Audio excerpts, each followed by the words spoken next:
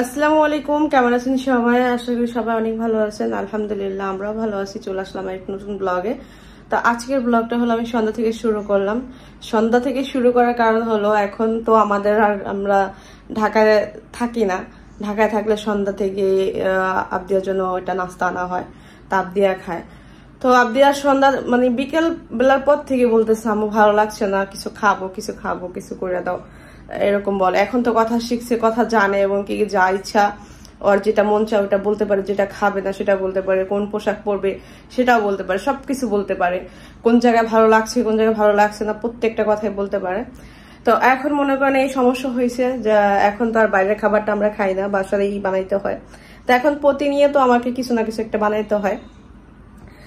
বাসায় আসছি, অনেকেই হলো আমাকে বললেন যে আপনি বাসায় কেন স্থির থাকে না। আমার কিন্তু শরীর তো ভালো ছিল না, তারপর আমি আমার বাসায় চলে আসছি, কারণ আমি এত কষ্ট করে বাসা নিয়েছি, বাসা গুছাইছি। এই ঢাকা থেকে আসার পরে কিন্তু একটু যাতায়াত এদিক ওদিক একটু কাজকর্ম নিয়ে একটু দৌড়াদৌড়ি একটু বেশি করছি। আবার হলো ঈদ চলে আসছিল, তো শরীরের উপর একটা পরিশ্রম গেছে, হয়তো এই কারণে আমি একটু অসুস্থ হয়ে পড়ছি। অনেক কাজকর্মই করা হয়েছে, তো সেক্ষেত্রে অসুস্থ হওয়াটা স্বাভাবিক। আর আমি স্থির থাকবো এটাই তো স্বাভাবিক। এখন আমার যে সময়, এই সময়টা ছোটাছুটি করলে হবে না, আমার নিজের শরীরের দিকেও দেখতে হবে এবং কি আমার নিজের অবস্থাটাও দেখতে হবে। তো এই বিষয়টা নিয়ে অনেকে কমেন্ট করছেন অনেকভাবেই। ধন্যবাদ সবাইকে, অনেক চিন্তা দেখাইছেন বা ভালো কমেন্ট করছেন, দোয়া করতেছেন। তো সবাই দোয়া করবেন আমি যাতে বাসায় আছি, যাতে আমি সুস্থ থাকি। কারণ এতদিন রোজা রাখার পরে হঠাৎ করে মনে করেন খাবার দাবার, মনে করেন আমার প্রত্যেকটা খাবারই প্রবলেম হয়। এমন না যে আমি বাইরের খাবার খাই, বাইরের খাবার তো আমি একদমই খাই না। এটা অনেক আগে থেকে, বেবি পেটে আসার পর থেকে আমি বাইরের খাবার একদম বন্ধ করে দিচ্ছি, খুব কম খাইলেও খুব কম। হয়তো ঢাকায় যখন ছিলাম হয়তো 10 দিনে একদিন খাইছি, তো এই টাইপের খাবার হয়েছে বাইরের, এছাড়া খুব কম খাওয়া হয়েছে। তো গ্রামে আসার পর থেকে তো বাইরের খাবার আমি একদমই খাই না। আগেও গ্রামে অত বেশি বাইরের খাবারটা খাইতাম না, বাসায় বানাইতাম। যারা আমার প্রতিনিয়ত ব্লগ দেখেন তারা কিন্তু জানেন এই বিষয়টা। এখন আমার সেই এই আগের দিনে চলে আসছে, বাসায় আমি কিছু না কিছু বানাই। তো সবাই দোয়া করবেন আর সাথে থাকেন, ভিডিওটি দেখতে থাকুন। ভালো লাগলে অবশ্যই লাইক কমেন্ট শেয়ার করবেন। আর সারাদিন এই অসুস্থ শরীর নিয়ে কি কি কাজ করি এবং কি স্বামীর এবং সন্তানের কি কি সেবা করি আজকে ভিডিওতে আছে। তো সবাই ভিডিওতে দেখতে থাকুন, ভালো লাগলে অবশ্যই লাইক কমেন্ট শেয়ার করবেন। আজকে সন্ধ্যার জন্য হলো আমি বানাচ্ছি স্যান্ডউইচ, চিকেন স্যান্ডউইচ বানাবো। যে এখানে আমি চিকেনটা প্রথমে সেদ্ধ করে নিচ্ছি, একটু হালকা ভাজাটা নিচ্ছি। অনেকে অনেকভাবে করে, আমি আমার মতো করে করবো।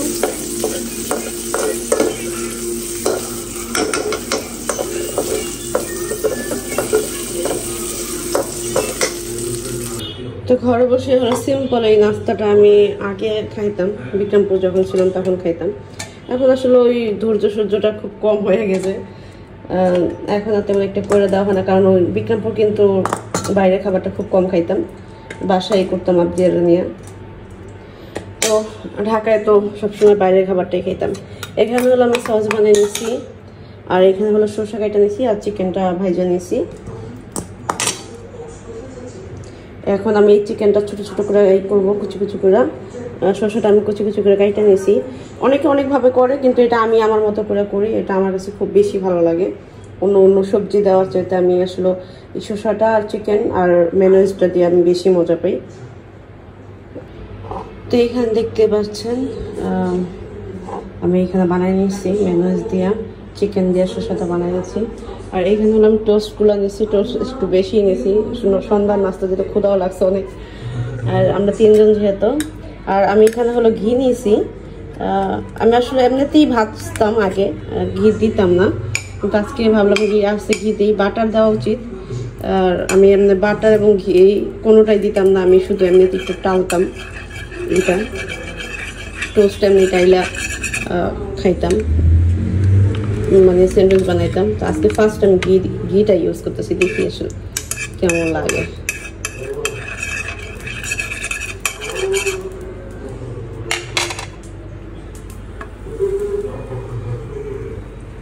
আর আমি এটা কাইটা নিয়েছি,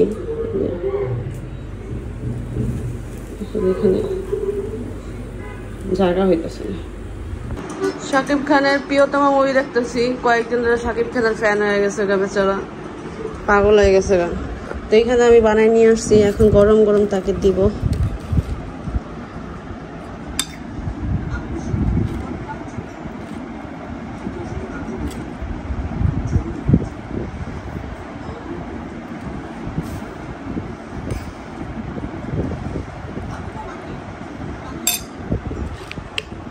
সস দিয়ে অনেকে খায়, আমি অবশ্য সসটা খাইতাম না, ওর তার বড় সস না হলে হয় না।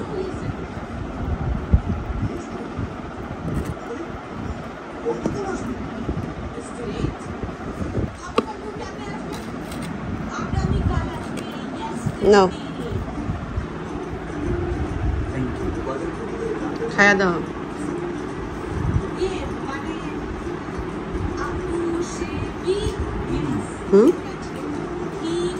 ঠিক আছে, দুধটা ছিল না দেখে এটা ঘন হয়, মেনুসটা ঘন হয়।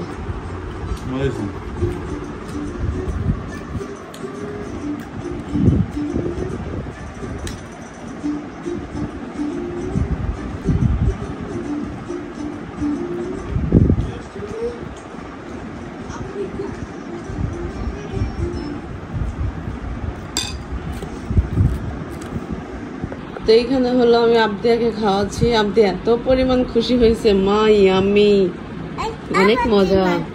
আবার এটা চিকেন মা, হ্যাঁ চিকেন।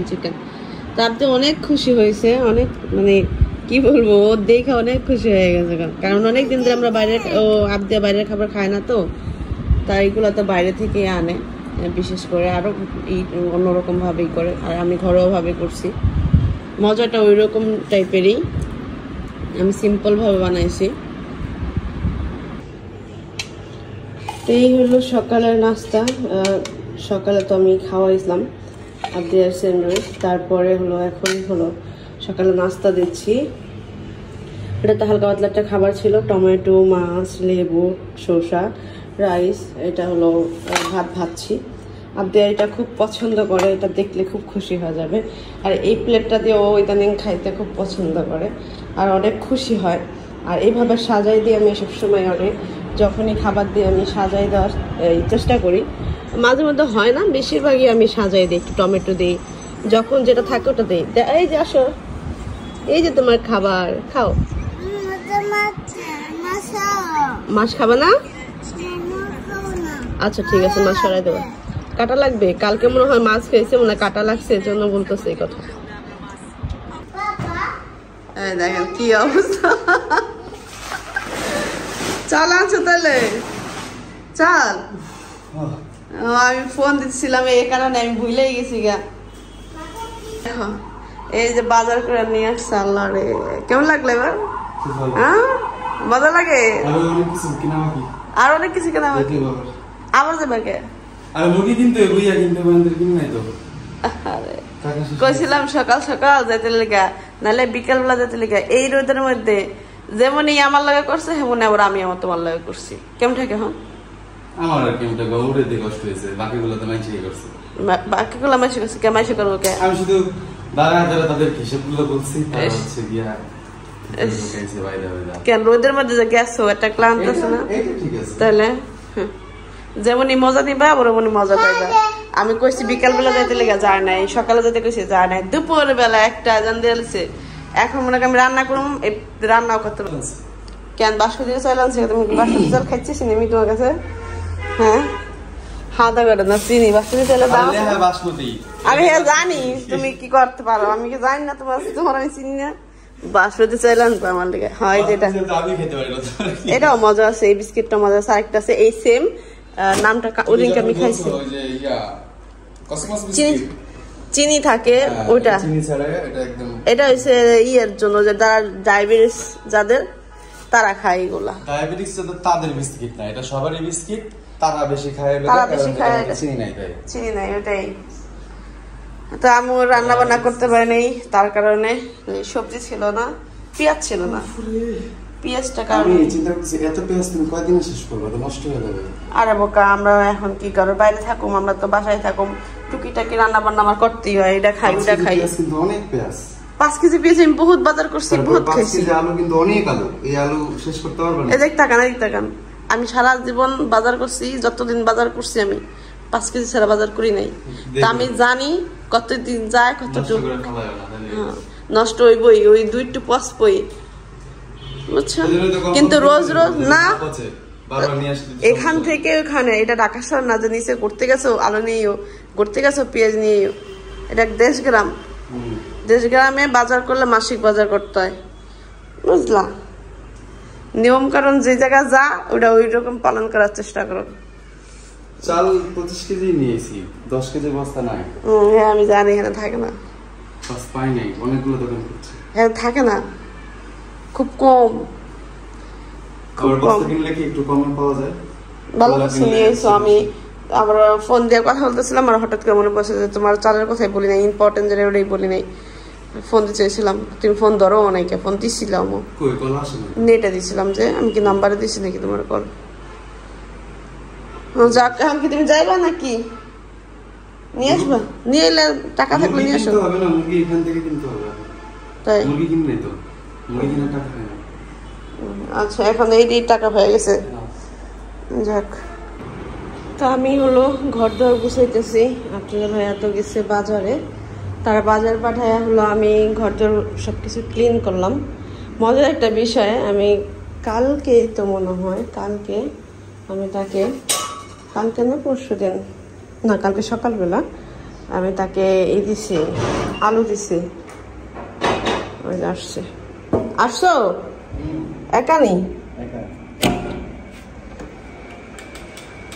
খালি হাতে কেন? বাজার কই? আচ্ছা আমার এটা বলো, আমি আসলে একটা ভিডিও করতেছিলাম, কথা বলতেছিলাম, আমি তাকে ডিম দিছি, আলু দিছি, খাইবা না? আমি আর ভাবছি কি তুমি সব খায় ফেলছো, আমি জানি তুমি সব খায় ফেলছো, এই জন্য আমি আর নেক্সট টাইম চাই নাই তোমার থেকে। এইটা হালকা একটু মিষ্টি ছিল, এটা মিষ্টি আলু, তা আমি তারা দিছি, সে কি করছে খাইয়া ওই খাড়ের নিচে, মানে ওই চকির নিচে এটা রাইখা দিছে। এখন আমি ঝাড়ু দিতে গেছি, ঝাড়ু দিতে যাতে টান টান করে, কিরে টান টান করে কে? এখন দেখি এটা ওটার নিচে, কারণ এই হলো নমুনা, বুঝলেন? খাইছে, খাইয়া দিয়া দিবা আমার কাছে, খাড়ার নিচে নিয়ে নিয়ে নিয়ে রাইখা দিছে। আমি হলো এখানে যে ডাল সেদ্ধ দিছি, আলু সেদ্ধ দিছি, আলু ভর্তা করবো, ডাল রান্না করবো, পাতলা ডাল আম দিয়ে। আর এখন থালাবাটিগুলো ধুইতেছি, আর আপ দিয়ে হলো কান্না করতেছে, কারণ আমি একটা ড্রেস ওরে ডিসাইড করে দিছি, ড্রেসটা পরো, ড্রেসটা পরাই দিছি, গোসল করে দিছি এতক্ষণের মধ্যে। সে এই ড্রেস পরবে না, মানে সে এই ড্রেস পরবে না, সে অন্য ড্রেস পরবে। সে বারবার এসে যে কোনো একটা বাহানা দিতেছে আমার কাছে, এটা সমস্যা, এটা সমস্যা। তো তারপর আমি ধমক দিছি যে আমি ডিসাইড করছি তো এটাই পরবা। এতটুকু বয়সেই আল্লাহরে নিজের পছন্দ কখন করে, যখন নি এক জায়গায় ঘুরতে যায় যে মা আমি এটা পরবো না, এটা পরবো না, যেটা পড়াইছি ওইটাই থাকবে। কেন দেখি কোনটা পর, আমি এটাই দেখো। আমি এটা ফার্স্টে নিচেছিলাম, তোরা আমি রাখলাম কি জন্য, এক জায়গায় যাওয়ার সময় তখন এমনি এই গেঞ্জিগুলো কিন্তু লাগে, তো যে কটা ছিল 4-5টা কিনে আনছি, 4-5টা পরে ফেলতেছে।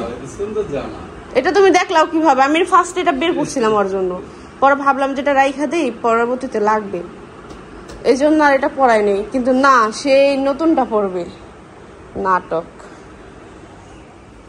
তো তুমি ঠান্ডা কিছু নিয়ে আসো না ওর জন্য? আইসক্রিম আনতে বললাম না? তুমি রান্না করি, যে ডালটা হয়ে গেছে, দেখছি অনেক পরিমাণ বাতাস, আর হলো ওই যে ডালটা উঠে পড়ে গেল সাইড দিয়ে। আর এইখানে হলো দেওয়ার জন্য আমি মালটা কাটছি, মালটা দিয়ে চলে গেলাম, এটা তোমার জন্য করছি। আর দেওয়া হলো গোসল করছে, তো এখন আমার ক্ষুধা লাগছে, তো আমার আসলে লেট হয়ে গেছে গা, তো আমি মালটাটা কাইটা দিলাম, খাইতে থাকুক। আর আমার ডাল হয়ে গেছে, হয়ে যাবে, আর ভাত হয়ে গেছে, টমেটো ভর্তা করবো, আলু ভর্তা করবো, আর ডাল। এই দেখেন আম, বাবার বাড়ি থেকে আম আনছিলাম, আম দিয়ে ডালটা দিয়ে রান্না করবো। আর এইখানকার পানিতে একটু প্রবলেম, এই কারণে দেখেন লাল বান্দর হয়ে গিয়েছে। আমরা লাল টু ডাল খাবো।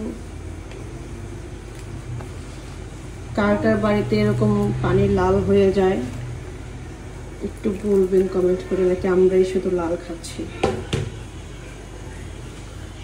এই লালের কারণে আমরা ডাল খাই না, ডালটা রান্না করি না। নতুন চাল পুরান চাল মিলে তাই দেখেন টমেটো ভর্তা করছি, আলু ভর্তা করছি, আর হলো আম দিয়ে ডাল রান্না করছি। আজকে দুপুরের খাবার আমাদের। ভাত বেড়ে নিয়ে আসো। হ্যাঁ, আর এইখানে হলো কালকে ডাটা দিয়ে তরকারি ছিল, ওইটাকে আমি হলো সুন্দরভাবে, আরো চিংড়ি ছিল এই কইরা মিশিয়ে গরম করছি। হ্যাঁ খাও মা। আবদিয়া মাইন্ড করছে, মনে করছে নকল করছে। এমকান আবদিয়া খাও, তুমি না বললাম মাছ খাবে না, কালকে মাছ খেয়ে মানে গলা কাটা বসছিল আম্মু। হ্যাঁ, চুলটা বাইথা দিলাম, চুলটা মাইন্ড করছে, কারণ আবদিয়া যেটা করছে সেটা ও করছে, তাহলে আবদিয়া মনে করছে কি নকল করছে হয়তো। হ্যাঁ, তো এই বাসা আসার পরে একটু ঠান্ডা পানিটা আমাদের বেশি খাওয়া হয়। অনেক গরম তো গ্রামে, ঠান্ডা পানি না খেলে আসলে তৃপ্তি হয় না, মানে মনে শান্তি লাগে না। তো আমি ভাবছি আজকে কাপড় চোপড় ধুইব, কিন্তু আজকে যা রান্না করছি খাইয়া আমি নিজেই ক্লান্ত হয়ে গেছি। কি অবস্থা বলতেছে আজকে নাকি হোটেলে খাইছে, তার অনেক শখ পাতলা ডাল খাওয়ার। আমি পাতলা ডাল রান্না করতে গেলেই ঘন ডাল হয়ে যায়।